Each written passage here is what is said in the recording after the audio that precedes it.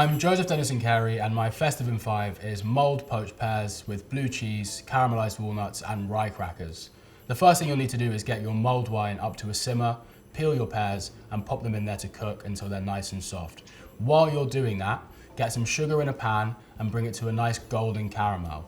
Once you have one, take your walnuts and fold them through, take them out of the pan, let them cool down, and that caramel will harden, giving them a nice, sweet, sugary shell.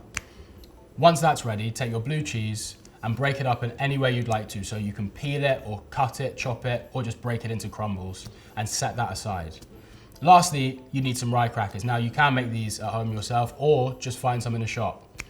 Once you've got all of your components together, you can plate it and have a delicious cheese course or dessert to eat around Christmas time, because what's more Christmassy than mulled wine?